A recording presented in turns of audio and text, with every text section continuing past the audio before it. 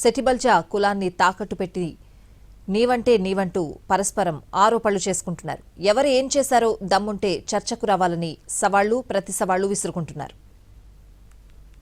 కాకినాడ జిల్లా రామచంద్రాపురం నియోజకవర్గంలో caste politics చిచ్చురేపుతున్నాయి.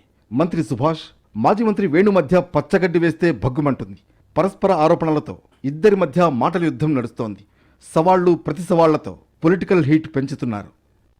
గతవారం అమలాపురంలో సెట్టిబలిజ ఆత్మీయ సమావేశంలో మాజీ మంత్రి వేణుపై మంత్రి సుభాష్ హాట్ కామెంట్స్ చేశారు.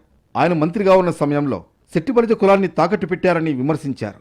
వైవి సుబ్బారెడ్డి కాళ్ల మీద పడ్డ విషయాన్ని గుర్తు చేశారు. సెట్టిబలిజ కులాన్ని అవమానపరిచే విధంగా వ్యవహరించడం సరికాదని ఫైర్ అయ్యారు.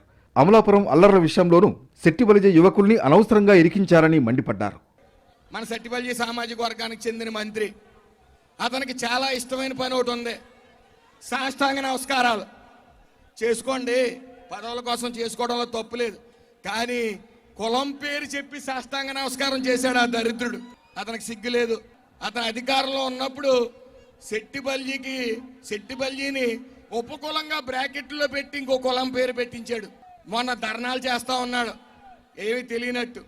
అతని ప్రభుత్వంలో మేమో ఇచ్చారు. మినిస్టర్ సుభాష్ ఆరోపణలపై మాజీ మంత్రి వేణు అంతే ఘాటుగా స్పందించారు.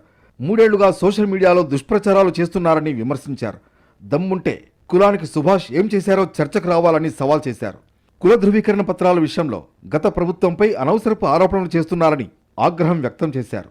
ప్లేస్ టైం నువ్వు చెప్పినా పర్లేదు, నన్ను చెప్పమన్నా ఓకే అంటూ పొలిటికల్ హీట్ పెంచారు. అసలు కేబినెట్ మంత్రి, రాష్ట్రానికి ప్రాతినిధ్యం వహించేటువంటి వ్యక్తి ఆ భాష ఏమిటి నేను కూడా అనగలను, దానికి డబలం. కానీ నాకు సంస్కారం ఉంది. నువ్వు పదే పదే మాట్లాడుతున్నావు. ఒక కులంలో తన హారతి కర్పూరంగా హారిపోయినటువంటి మనిషికి, కుటుంబానికి సహాయం చేసిన నాయకుడికి కృతజ్ఞత చెప్పాను. ఒక మాట ఎక్కువ చెప్పి ఉండొచ్చు. ఇది నువ్వేదో కులానికి ఏమన్నా జడ్జివా? దాన్ని నువ్వు ట్రోల్ చేసి ఎంతకాలం 3 సంవత్సరాల నుంచి చేస్తున్నావు. మంత్రి అయితే నీ ఇష్టం వచ్చినట్టు మాట్లాడతావా? జిల్లాలో కుల పంచాయతీతో అధికార ప్రతిపక్షం అన్నట్లు సెట్టిబలిజలు డివైడ్ అయిపోయారు.